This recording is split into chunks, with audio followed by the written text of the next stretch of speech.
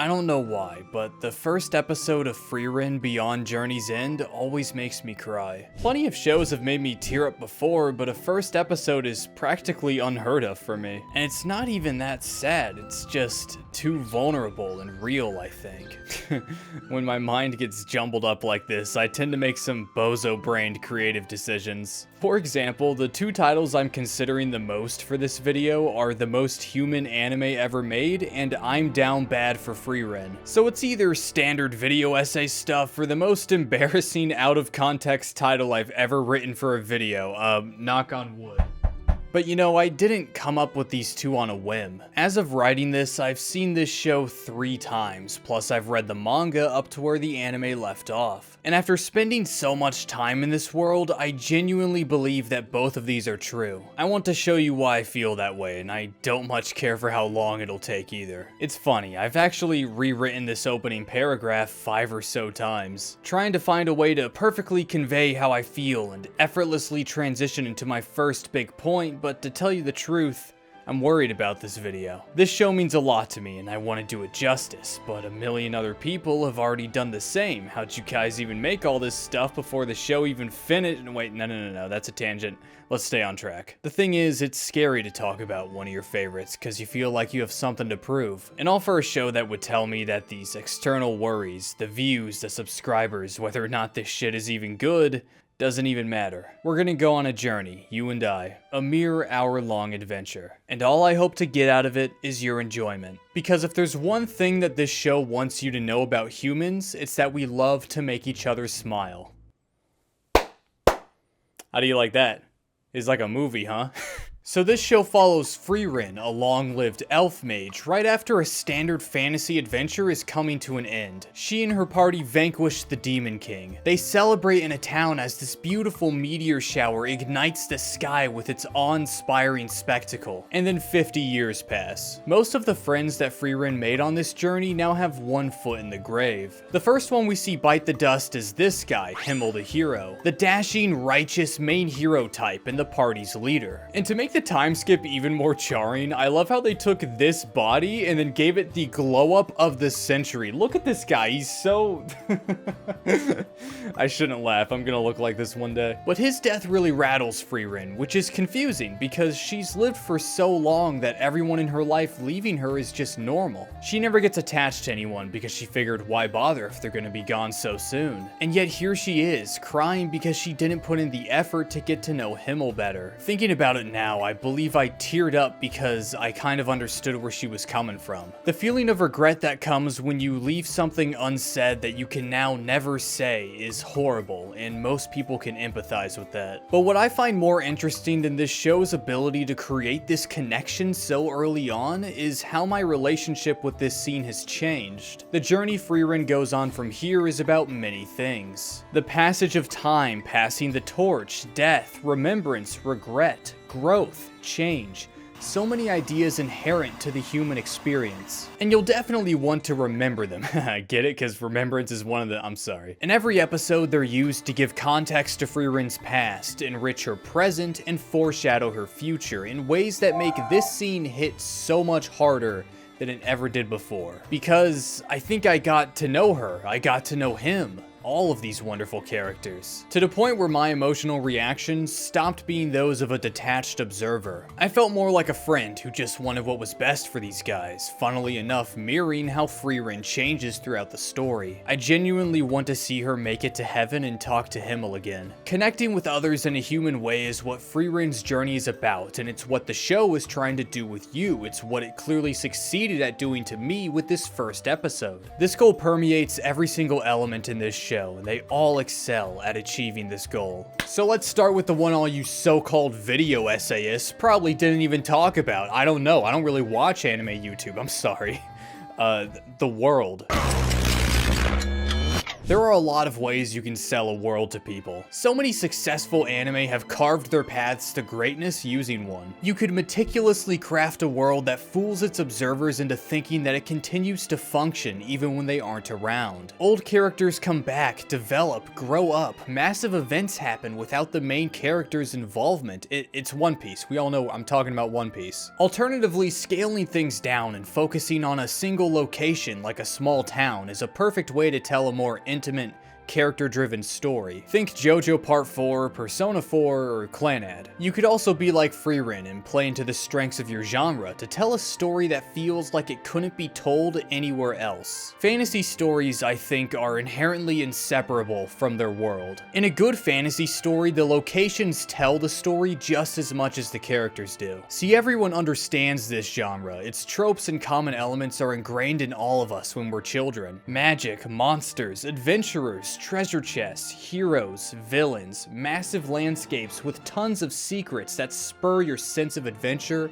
into action. And because everything is so simple, it allows the author to weave complexity into the background, carefully tailoring each familiar element to each specific story. It's a genre that I believe thrives through subtlety. What I'm saying is Frieren leverages these familiar elements to design a world that could tell its story all on its own, one that complements the characters and the themes perfectly. Every aspect of this world, from its inhabitants to its locations to its lore, are connected to us, to humans. And oh, what's that? You don't believe me? Well, you big stinky butthead, I took over 55 pages of notes on this show during my third rewatch, so believe me when I say I am more than equipped to prove my point. And also, if I don't use these notes that I took so long taking, I'm going to fucking cry. Magic! Folk magic, the principles of and mechanics behind magic, the history of magic, the ways people use magic.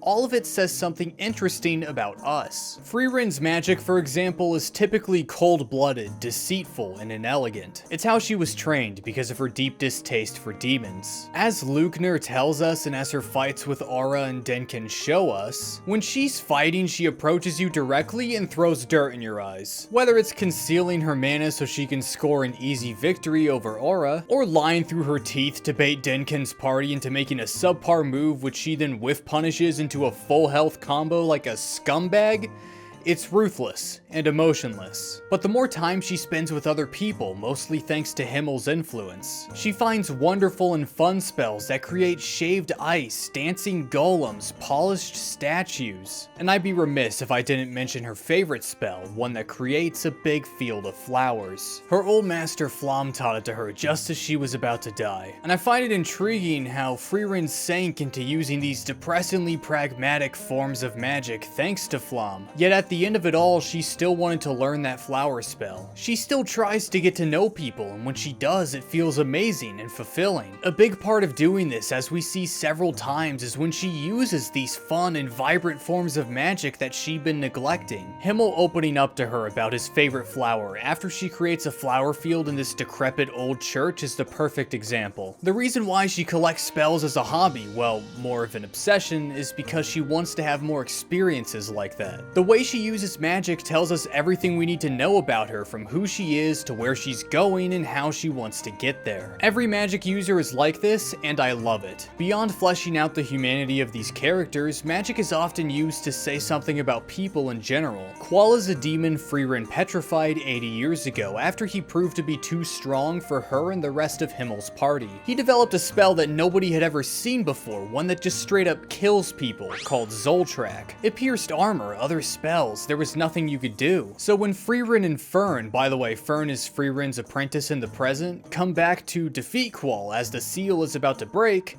Fern is understandably nervous, but then we get the reveal that humans, in the decades that have passed, analyzed the spell, developed countermeasures, retooled it for personal use, and now the almighty Zoltrak is just known as ordinary offensive magic. Ordinary defensive magic is a barrier that blocks said spell. There are of course interesting drawbacks, like the large amount of mana defensive magic exhausts, and there are still cracks that you can slip through with Zoltrak, but dude, That is a fat W for mankind. This world of magic and monsters makes sure to remind us of our own magic in real life, ingenuity. The mechanics behind magic feed into this exploration of humanity further. It's often described as a world of visual imagination. Magic's power and effects fluctuate depending on what the caster can see happening in their mind. Let's say that you control water. You can't blow someone up from the inside by harnessing the water in their body because you don't even know what it looks like or what's in it or anything. Conversely, if it starts raining, your opponent isn't going to be able to visualize winning because you're just fucking cheating now. But that's enough about magic, let's talk about demons. They're defined and explored through how they interact with humans. They're known as beasts who only communicate with people so they can deceive and consume them. They're incapable of understanding compassion and empathy like we are. They adopt these super messed up strategies like calling out for their mom when they're about to be killed because it stops humans from attacking them. They don't know what it means, but it prolongs their lives, so why not use it? Monstrous threats disguising themselves as just another one of the boys is a very old trope, but Frieren takes it and morphs it into something that furthers its goals of portraying the human experience through fantasy, as well as a refreshing take on this time-tested staple of fiction. Most demons nowadays are either monsters who need to be exterminated or just regular dudes. This interpretation says why not both, and that feels new and fun to me. Not to mention their lack of empathy creates an interesting parallel with Frieren, as it feels like demons are what Frieren would be like if she never made an effort to get to know people and care about them. Looking at it that way, the fact that demons destroyed her hometown, instilling a deep hatred of them in her, makes a ton of thematic sense. One last example of this kind of world building, my favorite one actually. The goddess is a concept that's brought up a lot in the show. She factors into the theme of remembrance very beautifully, but what I find most interesting about her is how real it feels when people talk about her. I'm referring to episode 11, where we meet Kraft the monk for the first time. He's an elf, even older than Frieren, and he has devout faith in the goddess. Frieren is like, well, she's supposedly only shown herself like once in history, so I have a hard time believing all this. And then Kraft responds with this: "You're young.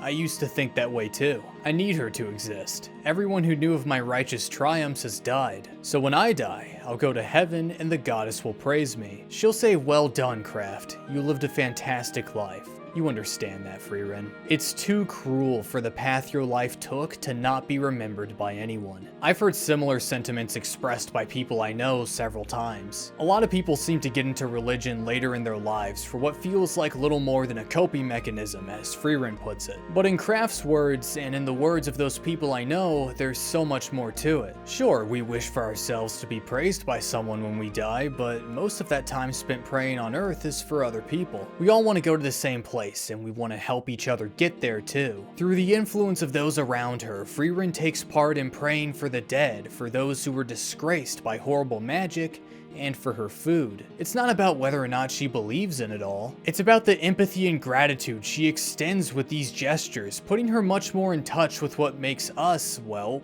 us. It's kind of beautiful, and it's a context for this kind of faith that I remember hearing about several times before, but I don't think I really understood what they meant until I saw it in context with this show. It's weird that a fantasy story could call back to such specific memories, but I think that's just how great this world is at serving its intended purpose. And I don't want to give the impression that the world is nothing without this. The world is definitely something. Something good. If that wasn't obvious, I should do another take. That sucked. First of all, the background art is spectacular. Environments have beautiful lighting, shading, are full of life and rich with detail. There are bustling towns, mesmerizing caves, enchanting forests. Basically anything you'd want to see is here. If you've ever done yourself the misfortune of underappreciating background art, first watch Internet Pit Stop's 4-hour video about it, and after you finish this one, I see you opening that new tab, you better knock that off. And second, take a look at a show like Rent a Girlfriend, where they just white out so many of the backgrounds because it saves a lot of money and time. Then go back to Frieren. You will definitely see the difference. Frieren will rub your nose in it too, as they take great care to show you as many scenic shots as possible. Whether it be during conversation, one of the show's many montages, or through prolonged establishing shots that make sure you take everything in.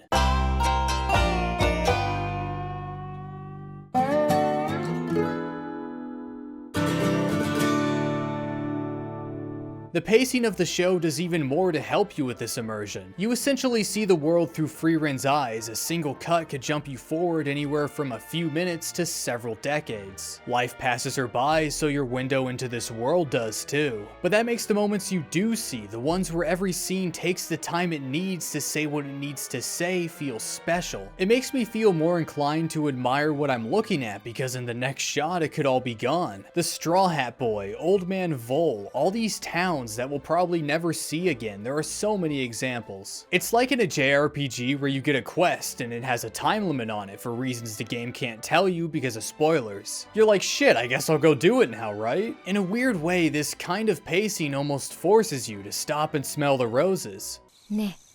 10年泊まりたいから仕事紹介して。 Within reason, stupid. Anyways, remember when I said I was gonna talk about the world building? The world. Yeah, well, that was a flashback just now, a really bad one. Frieren, on the other hand, has the best uses of them I've ever seen in an anime. And I think this is the perfect starting point to discuss the writing of this show. This part's gonna lean more into the down bad side of this video, as opposed to the most human show ever, just in case you were... The fuck am I doing? Anime loves using flashbacks, but most of them, not you, don't leverage them as a main writing technique. Frieren loves doing this though. It makes sense on a surface level because she's such a long-lived person. There's so much about her that we don't know. Narratively though, flashbacks are used to create parallels and provide important context for what's happening in the present. Here's an example. So Stark, the frontliner in Frieren's party and apprentice of Eisen, the frontliner of Himmel's party, gives Fern a bracelet with a mirrored lotus on it for her birthday, not realizing that the symbol stands for eternal love in the language of flowers. Frieren sees this and goes, oh hey, I've got one of those too. We see a flashback where she picks out a ring with the design after Himmel says he'll buy her a gift for helping defeat the Demon King. She didn't know what it meant, but this guy, who we know from a previous flashback is in love with flowers, clearly does. And he gives her the ring by getting on one knee in front of her, like the proposal stance. I don't know if it has a name, but you know what it is. In the next episode, while learning etiquette to perform the best scene in the entire show, Stark shows off what he knows to Fern by doing the exact same pose, basically stating in no uncertain terms that these two got a little thing going on, while also reaffirming that Himmel and Frieren were in a similar boat, foreshadowing what their interactions could be like when Frieren finally sees him in heaven. This is awesome in its own right, but it doesn't end there. 7 episodes later, Kane and Lawine. Hey, editor me here, so that isn't how you say those names. It's with an sound, not an a sound, so Kana and Lawina. I correct Lawina after this, but I keep saying Kana wrong for the rest of the video. I don't know why. I did research how to say it right. Maybe I'm just unconsciously doing it to keep the trend of mispronouncing names alive, who knows. But yeah, so sorry about that, and please bear with me. Believe it or not, I don't speak German, and I'm very bad at pronouncing things. Now back to the gosh dang video. 7 episodes later, Kane and Lawine, two lifelong friends who constantly fight with each other, end up recreating this pose. The obvious takeaway is hell yeah, they're gay, but that isn't all, because this moment also reinforces the message of a flashback from a previous episode, where Heiter, the priest of Himmel's party and the adoptive father of Fern, teaches Frieren that group dynamics vary wildly from party to party. People react to the same thing in many different ways. When Himmel got on one knee, Frieren was confused. When Stark did it, Fern was deadpan, but subtly showed that it meant something to her. And when Kane did it, Lawina beat her ass. And it doesn't even end there, because they do the whole head pat shit too, which is this whole other thing that Frieren has with Heiter that she picked up from him and then later did it to him before he died, and that scene is fantastic, and I'm looking at my notes because I can't be fucked to remember all this. If you're having trouble following all this, a flashback created a parallel, and that parallel was then used to enhance the relationship between two completely different characters, as well as an entirely different flashback that had nothing to do with the parallel originally. Plus, that first flashback worked so well because a previous flashback in like episode 2 informed us of Himmel's love of flowers, something that an entirely different flashback in episode 25 told us Frieren might have given him with the spell she got from her master, making him knowing what the ring means all the more believable. Oh, also, sorry, I neglected to mention, there's a completely different parallel that also expands upon this from a completely separate running gag that isn't really a gag. This is insane. This web of narrative tools all string together and wash each other's backs to make sure they all thrive. That is not a good analogy, but I said it with confidence, and that's what matters. This results in a story where everything is properly foreshadowed, but in a clever way as to not make it too obvious. When plot developments jump out at you, it's both surprising and understandable if you take a second to think about it. Like when Saria, the quote-unquote living grimoire, tells a younger Frieren that she'll probably be killed by either the Demon King or a human mage. The author chose to show us this flashback because in the present, the Demon King is dead, and Frieren and Fern are about to go up against an exact replica of Frieren. And Fern is a human mage. I wonder what's going to happen. This writing tactic is so cool, dude. It allows for moments that would otherwise be underwhelming to go extremely hard because they were given the proper context. Episodes 8, 9, and 10 do a tremendous job hyping up Frieren as this demon exterminating super mage, and put special emphasis on how she's trained most of her life to conceal her mana almost perfectly. When she eventually defeats Aura, all she really does is just stand there and tell her to... how do I say this on YouTube? Stop being alive herself. But because you saw the journey it took her to get there, it's amazing and it's so worth the wait. The show's signature subtlety shines here too. Details you wouldn't expect to be called back to are given the care and attention they deserve in these little blink and you miss it moments. There's a flashback where Himmel's party tells Frieren what their favorite foods are. Aizen says his are grapes, the more sour they are the better. In the episode before this one, after adventuring with Frieren for a while, Fern huffs and puffs about all the weird spells they've been collecting, one of them being a spell that turns grapes sour. Most people probably won't even connect the dots considering the info was given to us out of order. Plus it feels like a throwaway line for a quick joke. But the writers don't care because 2 episodes later when the pair visits Aizen, we see like a 10-second shot in a montage of Frieren using the spell to make sour grapes for Aizen, as Fern pouts because we were shown that she doesn't like them. On top of this, the fact that Frieren did this for Aizen at all is consistent with her character, as one of the few interpersonal communication things she's good at is remembering what people tell her, even if it was 80+ years ago.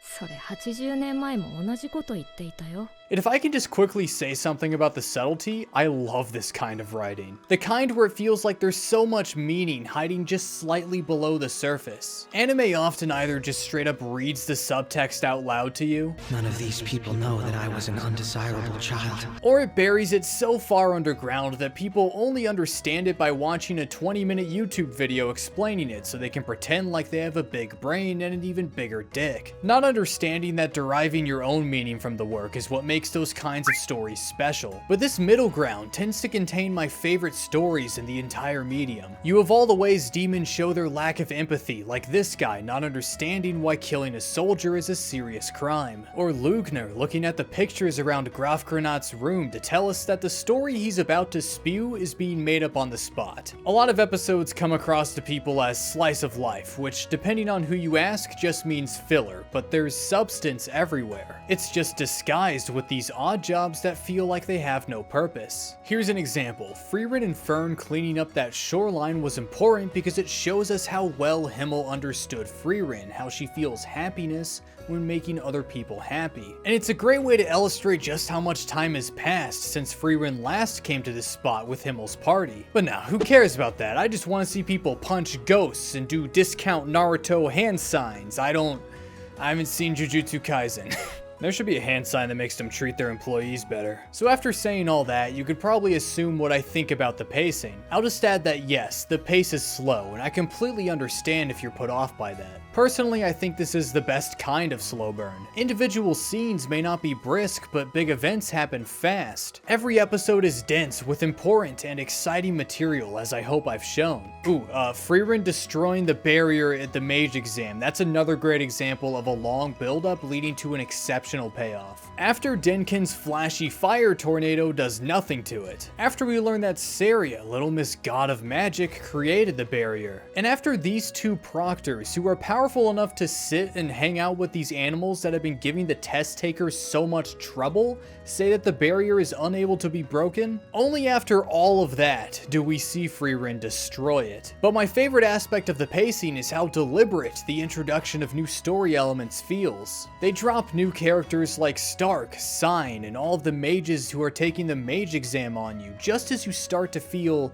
like the smallest inkling of boredom develop in your head for like the current cast. On top of that, the potential of each new character is capitalized on perfectly. When Stark joins the party, they take a detour in this one town for half an episode. The show uses this time to give Stark and Fern time alone together to establish their relationship, flesh out Stark's relationship with his master Eisen, show us his motivations going forward, and give him some great character moments that endear him to the audience. Plus there's a flashback that creates a parallel between the way both Eisen and Stark left this town, playing off of Stark's goal of going on a great adventure for Eisen's sake. Nothing happens in this town, they go there, they get told they can't proceed, and then they can when they recognize who Frieren is. And you'll notice I was only trying to tell you how much they do with Stark in his first episode in the group. And while I did do that, I unintentionally also gave you another example of the flashbacks and character parallels working their magic. It's all connected, and each great element makes the other one shine all the more bright. This is great writing. Speaking of great writing, how have I not mentioned that this show is really funny yet? I'm not going to pretend like there aren't some genuinely unfunny bits, but they hit way more than they miss. I'd say like 80% of the time. Stark thinking he's gonna get executed by Grafgranat's men has perfect comedic timing.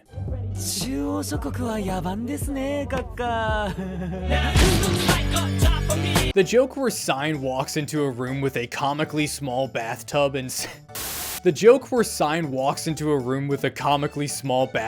it's a sitcom is insanely underrated. I don't hear anyone talking about this. And then his brother's just like, there's honor in poverty. I love the bit where Kane is fishing for compliments from Lawina, and when she admits Kane is cute when she smiles, she's just like, what?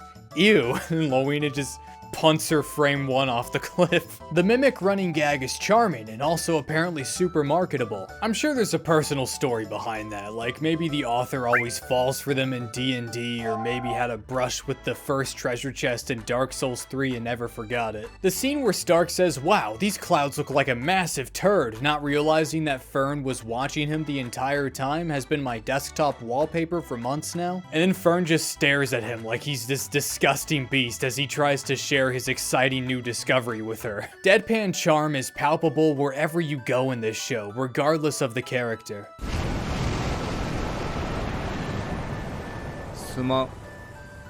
And going back to pacing for a bit, I like how jokes are often placed after somber scenes in order to kind of like lighten the mood a little bit without undermining anything. Speaking of pacing, I should probably talk about the manga, huh? And I do own volume 1. I bought it 2 months ago.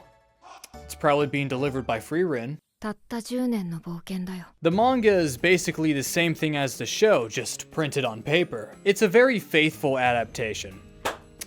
Aren't I glad I took the time to read it for this video, huh? In all seriousness, if you're experiencing some pacing woes from the show, this is a great alternative. The art is still gorgeous and the dialogue is mostly the same, but I do wish that some of the panels were a little less compact. You have to squint at some of them because they're just way too small. But once I got into a flow state reading this thing, I was doing all the sound effects, music, and voice acting in my head, so it felt like just watching the show, but I was reading it, and I controlled the pace, so it was like 10 times faster. And for those curious about potential season 2s, don't worry, there's plenty of material to work with. The anime only covers up to the end of volume 6, making these 3 completely worthless to me right now, no matter how curious I get. Man, the writing in this story sounds pretty bulletproof, huh? Well, kind of, but I want to be all-encompassing with this video, so I'm gonna say something that I've never said before. In the interest of fairness, we're gonna play devil's advocate. There are a few unnecessary lines in this show that just feel like they were thrown in to fill time. The most jarring example was probably when this mage, who neither I nor Richter know the name of, was yelling at her party to melt the frozen lake. The next shot is Denkin saying that melting the lake isn't going to do them any good and they're stupid for trying. Then we see another shot of her yelling at her party to melt the lake. And afterwards, another shot of Denkin saying, nope, that's a big ol' waste of time. I can only hope they slid a commercial break between these two Groundhog's Day looking ass scenes during the broadcast. And you know, the broadcast only happens so many times, but streaming and Blu-rays are forever, so there's that. This scene took me out of it a bit every time I saw it. I also recall some weirdly worded exposition like when Grafgranad and Lugner are first introduced. The guards catch Frieren, and then the two of them walk up to her, state their full names, and then say out loud to the audience what their business is with each other. I get that they're playing politics, so their speech is gonna sound a little stiff, but it feels like Yamada was just using that as like a get out of jail free card, something that I bet Frieren wishes she had here. Also, concealing Mana being seen as this dishonorable mockery of magic is something that feels a little inconsistent when the mage exam arc starts. The demon's hatred of it is completely understandable because they can't detect it. But both Frieren and Flom are like, yeah, I'm a total disgrace for using this. If that's the case, then why do so many of these other mages also conceal their mana and like not care at all about doing so? Flom wrote the book on magic for humanity, and she said that she and Frieren would be the only two mages who would bear the dishonor of using this tactic. So why is it looked at as this semi-effective but ultimately pointless skill in the present rather than some vile, heinous crime that should never be used? I mean, don't get me wrong, I like it better this way. Suppressing your power is badass, although that might just be the Dragon Ball fan in me talking. But yeah, it just came across as an oversight to me, and I don't think however many years have passed is really a good excuse. It should have been addressed in some way. Also, these supposed top-class mages underestimate the hell out of it too. Denkin's all like it's not worth learning, but bro, it is the only reason you are alive right now, because Frieren's mimic wouldn't have been destroyed without it. Also, Fern probably wouldn't have noticed any of the irregularities in Serie's mana suppression if she hadn't trained her entire life to do it herself. I mean,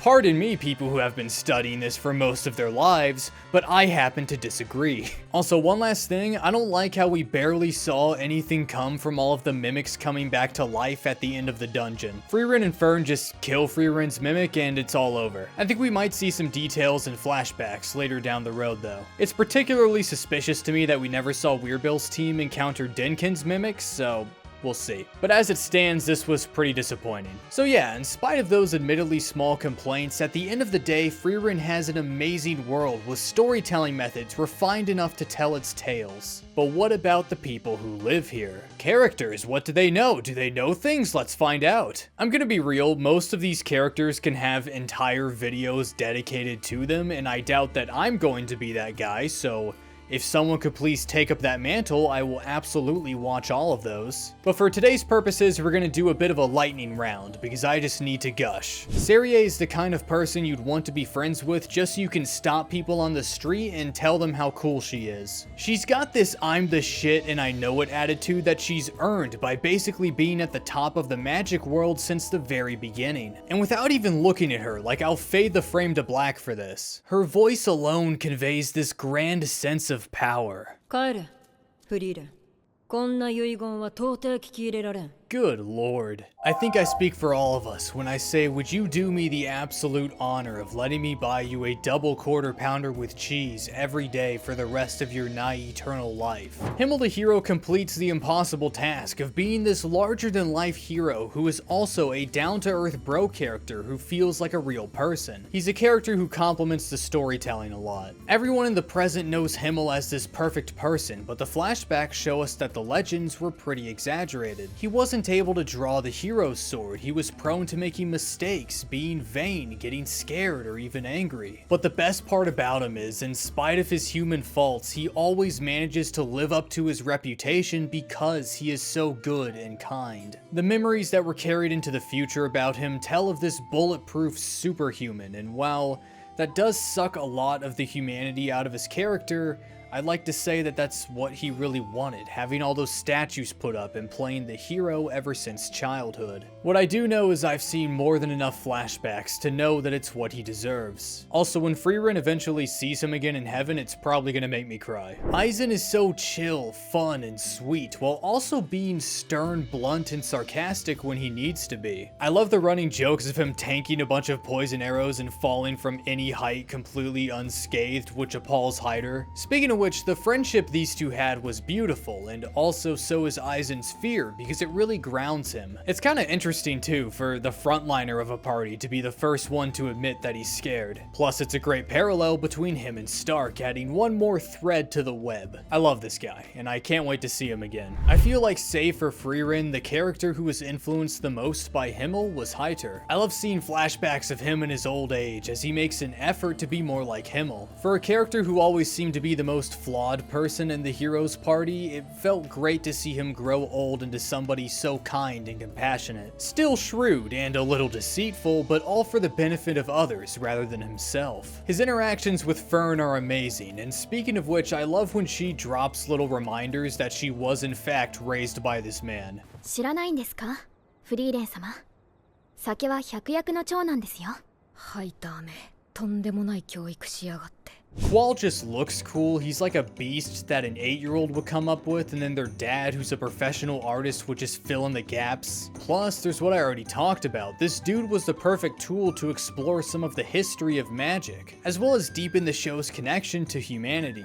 Flamme is rad. There's nothing too crazy about her, but I love her design and all of her interactions with Frieren. It's awesome how you can tell that everything that Frieren is actually wise about came straight from her. Ara is a cocky little brat whose army is composed of her numerous sins, making her the perfect candidate to get the cruelest execution we see in the whole show. She plays her role perfectly, even down to her character design. That shit-eating smirk makes you want to just punt her across the room. Every fantasy story needs good villains, yeah? Graf Granat is a cool dad. The clear love he has for his family and his town is commendable. But more importantly, this love is the perfect foil for the demons who can't even comprehend what that is. Speaking of which, Lugner is another great villain. His pride and pettiness show in really interesting ways, like how he refuses to look at Stark and Fern at all, and how he makes a suboptimal sneak attack on Fern just to get her back for what she did to him. I love Kraft. He is voiced by Dio. That is all you need to hear. Please put his ass in the show more. I also want to see more of the original goatee guy. I can't wait to hear the full story behind him. But you know, maybe it's good that they're making us wait. Hidden information is a great way to world build because it breeds discussion and intrigue. I remember Yamada refusing to let Kraft talk about his past like 5 times, so I think it's safe to say that that's what they're setting up here. Sign is the coolest motherfucker in the whole show, and I want to go on an adventure with him. He has this exhilarating youthful spirit that's trapped inside the body of this 30-something-year-old man. He utilizes these traits to fill in a lot of the maturity gaps in Frieren's party while still being charming and fun. Speaking of Frieren, her dynamic with Sign is really interesting. She has this initial distaste of him because they're both masters of their crafts, but drops everything to recruit him because the stagnation of his life reminds her a lot of how she was before she properly met Himmel. I know he'll be brought back eventually, and I can't wait to see him again. I like how Lawina, instead of being the standard bratty rich girl trope, just exclusively shits on Kane because that's the kind of relationship they have. And her sass to people who have wronged her before, like Richter, is great. I'm also a fan of how they portrayed her skill level coming into the mage exam. She's still not where she needs to be to pass, but she's capable and confident. It makes every fight with her tense, but it also plants the seed that she's gonna go places someday. Kane, on the other hand, is in way over her head and she should probably be dead. But by getting carried, she's able to complement Lawina and Frieren's characters well. I like how she excels in a group setting or with special circumstances like rain, while by herself, she's kind of helpless. It's interesting, she's like the opposite of Frieren in terms of ability, and also personality-wise too, because she's a much more bubbly character. Also, I think it's great that she made it further in the mage exam than Lawina did.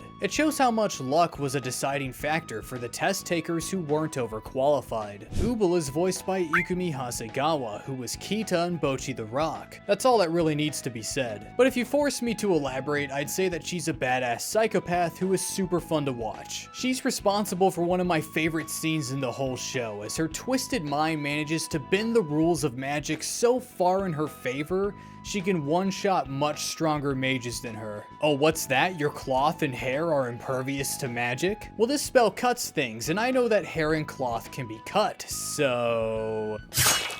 That's such a fun addition to the magic meta that once again plays off of who each mage is as a person. And I love how you can go your whole life perfecting defensive magic, only for this lady to rock up on you and say, I'm pretty sure that scissors still beats paper. Her companion Land is the same way, a likable character who stands out because of one big moment. This dude spent the entire mage exam letting his clones take point because he doesn't trust anyone. So many scenarios he gets into play around the mystery of whether or not the one that we see is really him. And at the end of the exam he meets with Saria and she's just like, bitch, why are you just sitting at your house sipping tea right now? Yeah, I lied. This is my favorite scene in the whole show. Also, you want to talk about dishonorable uses of magic? Why hasn't this guy been chastised for not even putting himself in harm's way? Weirbill is the classic killer with a heart, and probably my favorite character of the new ones introduced in the mage exam arc. Dude can be kind, vicious, and everything in between. My favorite scene with him is where he inadvertently reveals how soft he is. More so than when he admitted to Ubil that he waits to kill people so he can prepare himself. When Fern tells him that she killed... how the fuck? He just believes her with no hesitation, while Ubil, the actual cold-hearted killer, can immediately tell that she's lying. It's a great character moment. Plus, the dude is a bro through and through. I love how he tells Stark that he used the essence of martial arts, really bringing that joke he had no business knowing about full circle. I want Denkin to be my grandpa. I love how wise he is when it comes to both social interactions and combat. He's not as strong as Frieren, not even close, but he's still a total badass who was probably a ruthless bastard in his time, but has mellowed out a lot since then. Think Kiryu Kazuma if he was a wizard and 35 years older than he is right now. Richter is as lovable as he is irritating, and I really want his suit. This guy is standoffish, pragmatic to the point of moral bankruptcy, and all while having this smarter than you attitude. But I just can't help but adore him anyways. I think it's because his personality isn't exaggerated in the slightest, like so many similar anime characters are. And the fact that he's an earthbender definitely helps his case too. Laufen's movement spell is cool and her design is rad. She makes a lot of cinematic, manga-esque action poses. It's really fun to watch. I like Sensa's hair powers. That's it. Old Man Vol only shows up in half of one episode, so I worry that he might become severely underrated because of that. Giving Frieren a buddy she never traveled with, but nonetheless has spent a lot of time with in the past, is something that I didn't know I needed. And his story delivers this powerful message about remembrance and what things are worth living for. The reveal that he is in fact going senile is as understated as it is powerful. And I like how Frieren tells him that she'll carry his memory on into the future, just like he did for his late wife. Again, touching upon the cycle that humans go through generation after generation. Alright.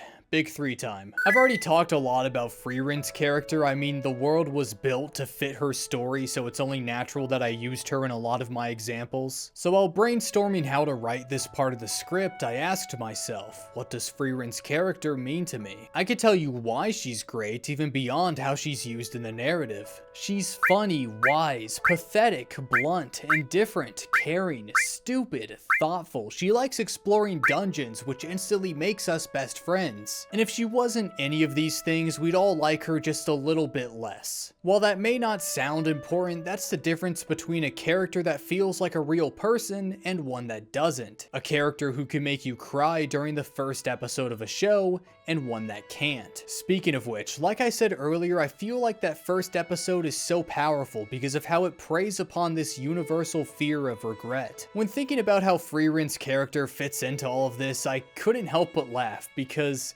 It felt like I was just told the most out-of-place joke I've ever heard. By going on this journey, finding new companions, taking what happened in the past, learning from it, and applying it to the present, Frieren did become a lot more human, but I think there's more to it than that. I always felt this somber, sinking feeling in my stomach whenever I came face to face with how much loss Frieren has experienced. But the story never treats it like it's some grand tragedy, it's just life. And it reminded me that no matter what happens, no matter what changes, even if you reach what you feel is the rockiest rock bottom to ever bottom, there's this beautiful truth to it that life keeps going. It's the one constant you can count on. Whether or not you choose to embrace it and live, like Frieren did, or fruitlessly try to get by with indifference, like Frieren did, is your choice. But just think about this for a second. How cruel is it to be made the poster child for making the most of your time when time is all you have? I guess we aren't so different though. I mean, time is all that we have too. Just, you know, a lot less of it. I'm glad I spent some of that time watching this show and showing it off to several of my friends. Now I'm gonna move on to Fern before I get too sentimental. Fern is a character with so much going for her. I like to say that she's defined by one or a few of these facets of her character, but doing so would risk undermining any of these aspects, so I'm just gonna give you a laundry list. Her relationship with Stark makes her special. I've come around a lot to romance and anime. I don't subscribe to the notion that it's only been done truly well a couple of times anymore. I think making love between two characters, I think making love blossom between two characters opens the door to so many wholesome, exciting, and sometimes troubling scenarios that can aid the narrative in a slew of ways. In Frieren's case, the obvious detached answer would be that Fern and Stark's relationship parallels Frieren and Himmel's in many ways. The mirrored lotus, this pose, they're traveling adventurers together, dynamics are pretty similar with this earnest and sometimes stupid guy and a cold yet thoughtful girl. This, as usual, allows for indirect exploration of all characters involved, and that makes my brain very happy. But what about something that makes this guy happy? That is the wrong, it's over here. These two's slow yet meaningful buildup of trust and respect with each other will make you care more about them than you would about a relationship between two of your best friends. Writer me agonized over how to explain why these two's romance makes me feel so blissful for about 20 minutes. Before I came to the cop-out conclusion that just like love, it's something you need to feel yourself. This is why the dance scene in episode 15 is my favorite in the entire show. It brings these feelings to a climax by visually conveying them to the audience. It is very impressive on a technical level, but the storyboarding hard carries here. Fern's facial expressions go from unsure of herself to relaxed and happy, which says all that it needs to. They still haven't gotten together or anything as of this season ending, but it's just another reason to get excited for more episodes, yeah? I mean, check this out. The blurb on Volume 7 says that they go on a date, so that should be really fun to see animated. I am not proud of what I have done, but it was worth it. Anyways, more cool stuff about Fern. The way she is written makes her special. I like how she's very timid at times, using roundabout methods rather than confronting issues head on, while still being so cold and shrewd. She's this reclusive genius, while also being this big dumb baby who still needs to figure out how talking to people works. Both sides of her are fun to watch. I think I've laughed more at the goofy faces they have her make than any other running gag in the show. But what elevates her personality further is how it plays into her relationship with Frieren, which also makes her special. These two are super similar. They're both orphans, they have the same monotone voice, they were trained in similar ways.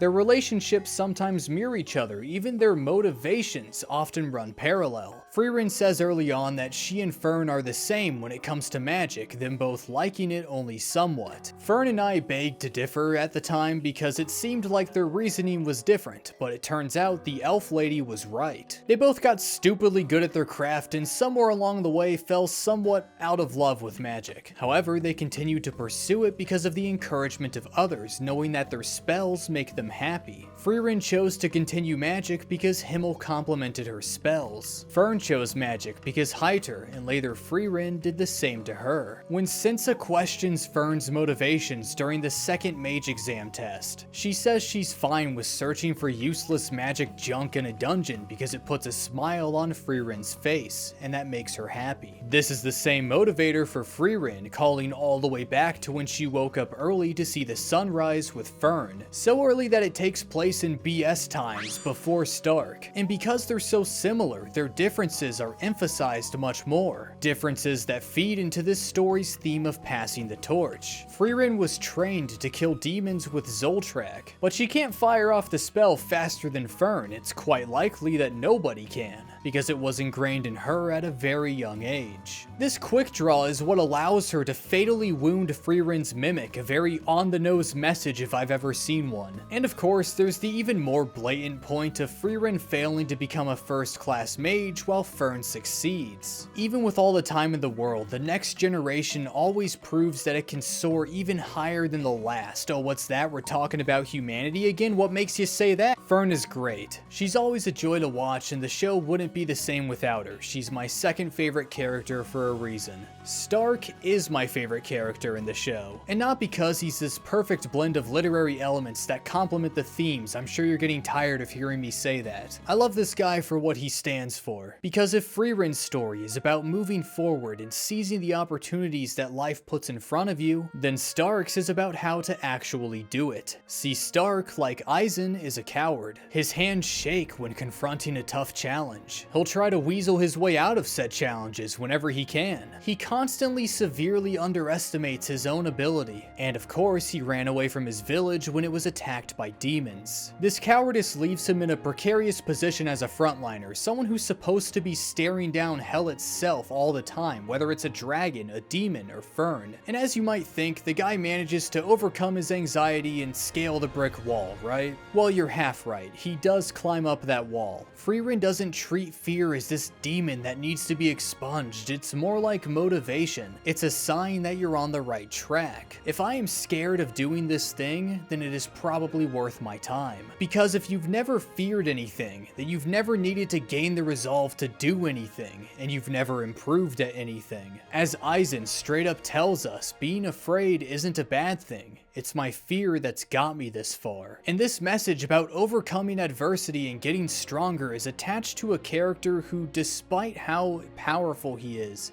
cannot believe in that strength at all. He's the kind of guy who will kill a solar dragon all by himself and then tell Fern that people think that he looks really strong, and he's a good bluffer. Thanks. Bluff. Am I to believe that this was a fucking magic trick? Was the dragon in on it? Can just anyone kill a solar dragon by themselves in this world? This is something that comes from his upbringing. Being the runt of the litter in this village of warriors, he was constantly seen as a disappointment who couldn't live up to his exceptionally skilled older brother. His brother was the only one who was willing to show him kindness and not treat him as if he was some kind of problem that wasn't worth solving. But regardless, I think this treatment took its toll. These negative traits were baked into him from jump, and that really sucks because we can't choose how we're born, but we can choose how to live. Stark is someone who we see constantly pushing himself to improve every single day. He tries to be responsible and dependable in his relationships. He works extremely hard at his training, and it shows, not just in combat too. That dance scene I love so much never would have happened if this guy didn't put the work in. Take it from someone who accidentally signed himself up for East Coast swing dance lessons. This stuff is not easy, and I know it's not the same thing, but it's at least like ballroom dance adjacent. Because I recognize some of these positions, like the closed position and the cradle position. The point is, give this guy some credit. He had a rough childhood, and I think it's easy to lose yourself in self-pity when you learn just how much something like this affected the person that you are today. To say things like that's just the way I am, as if it's some kind of valid excuse to stop trying to overcome your own weakness. Stark can do that at times. I mean, that's why he doubts his own abilities so much. But when push comes to shove, this is a guy who wakes up every morning and says, today, I'm going to get a little better. And while so many characters do that, it feels so much more meaningful to me to see it coming from him. One part of his arc that I really love is this scene where Frieren creates these gigantic stakes for his birthday. Fern is confused, but Stark says this is normal, it's just a birthday thing, right? And Frieren is baffled when she realizes that Eisen never told Stark why he always made them for him on his birthday. A flashback shows us that these steaks are a custom in Eisen's region, a gift to honor warriors who work hard. Himmel retorts that him and the rest of his party aren't warriors, but Eisen says that everyone who works hard is a warrior. This causes Stark to remember when his older brother used to make these steaks for him too, asking him not to tell the rest of his family, and then we get this face. Obviously it's not physically behind me right now because this is a green screen, but I can still picture it vividly in my mind. That unexplainable feeling that comes when the people you care about the most spell out to you in no uncertain terms that you're doing a good job, and they're proud of you. It's a perfect scene for someone who isn't a perfect person, but I would argue a perfect character. The kind who makes you want to be the best you that you can be, and one who's far more relatable than you might think. Beyond stuff like enjoying poop jokes, liking parfaits, and having a small penis. 何 窒素 Speaking of wee-wees, Madhouse sure loved swinging theirs around while animating this show because, oh my god, the animation is ridiculously good, too good. Their commitment to quality is honestly frightening. Battle scenes are over-the-top visual spectacles that always leave you wanting more. Slower, emotionally resonant scenes are given proper care from artists who are clearly at the top of their field. Even shots that aren't important for shit are treated like kings. Take a look at this one where Stark puts on his jacket, like what? Why? Why is that so fluid? Everything about the animation of this show makes me feel like I am watching a show that is going above and beyond to earn my attention, and that's a great feeling to have. This team of beautiful people led by Keiichiro Saito took a look at these two panels from the manga where Fern and Stark dance together but you can't even really see it, and said let's make something that'll surprise and entrance the viewers, making sure that they remember this for years to come. Remember when I said to remember remembrance because it's a memorable running theme that's worth remembering? Yeah, you remember. I didn't think they'd extend it to outside the show though. I would be remiss if I didn't mention more ways in which the animation enhances the voice of the show. So much character is conveyed in how people move, once again going back to humanity. Gorilla running up to Sign to ask to get their picture taken exudes so much personality and charm. I love that when Aura thinks she's won against Frieren, she like fondles this sword before firmly gripping it to go take her out. There's so much brazen audacity in these movements. They're building up to her downfall without saying anything perfectly. Also, when Fern eats this steak skewer, you can tell how angry she is without a single word. There's also lots of symbolism and clever cuts and shot compositions that add more context to the story. Like as you can see, this shot here is clearly implying that Frieren is Naruto. No.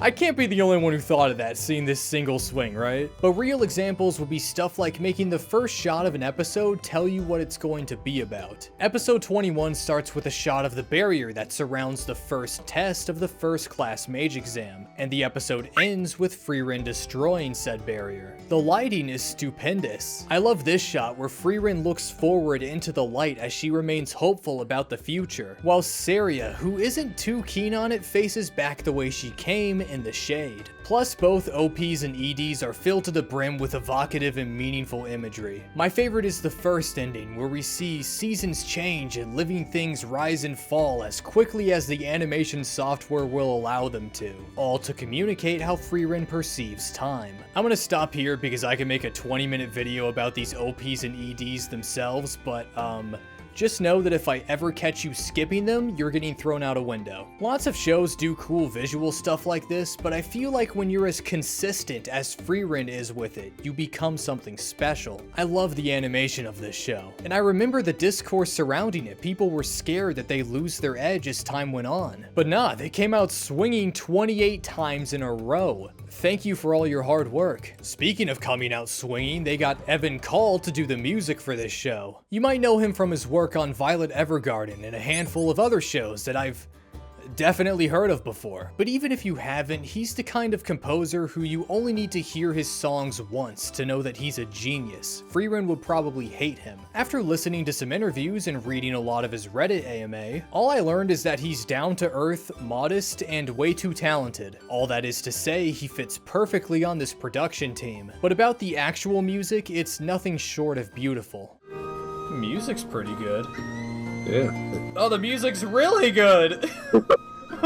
Montage tracks are peaceful, uplifting, sometimes melancholic, but perfectly fitting the slice of life vibe these kinds of scenes create, as these characters find seemingly trivial but ultimately meaningful ways to pass the time. Zoltrak, the song, not the spell, is straight out of Monster Hunter, and I won't let anyone tell me different. It fits these frantic, fast-paced encounters so well. I remember Evan mentioned he used a few unorthodox instruments in his compositions for this series, something I think adds to the nostalgic, old-timey feel of this great big fantasy world. It's also mixed incredibly well. It knows exactly when to swell up and disperse, like during the Frieren mimic fight or during the meteor shower in the first episode. When Graf Granat sees his son's necklace among Aura's dead puppets, the music kicks in like right when it needs to just really punch you in the abdomen. Part of what makes this so effective is a lot of the time the show has no music, it's just environmental noises. This helps the audience focus on getting immersed in the world more, as well as make each instance of music feel special. Speaking of which, of course those big moments are given special attention too. I could bring up the ballroom scene again and talk about how the track that they play perfectly matches the emotions that the characters are experiencing, but I think you've heard enough about that, so let's talk about something else. The goodbye to the Aura the Guillotine arc is like 5 minutes long, and it ends with this beautiful vocal track. You only spend like 3 to 4 episodes in this town, but the show makes sure to take this time to have you reflect on your experiences there. They really want you to believe that the time that was spent here was important. Which it is. Oh, also, everyone on Twitter already talked about this when it aired, but I love how they gave Frieren's mimic Dark Souls boss music when she first revealed herself. In fact, everything about that second test screams Elden Ring, and I love it for that. The sound design is out of this world, too. I'm not gonna act like I know much about this stuff. I mean, look at me, I use the same Final Fantasy VII and Metal Gear Solid 2 sound effects in every video, but it is something I noticed, and it deserves to be appreciated. Fern knocking on Stark's door in the most passive-aggressive way possible is peak comedy.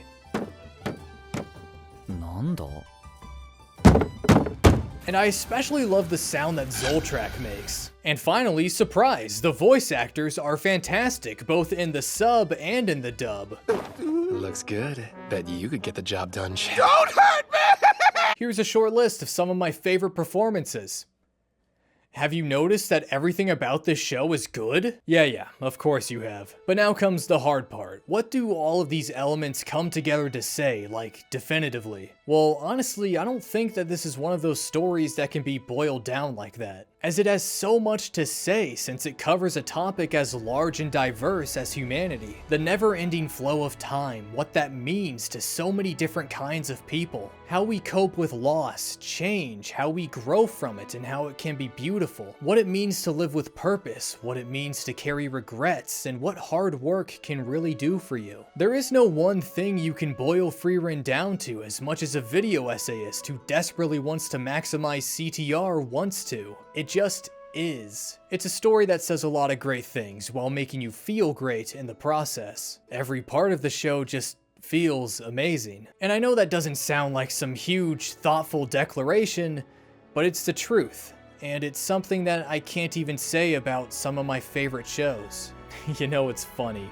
I went around and around in circles talking about how happy this show makes me. And the show in question is about a character who struggles to connect with others and feel emotions. But consistently, one thing that always makes her smile, regardless of the time or the place, is when she makes someone else happy. And I think that's perfect.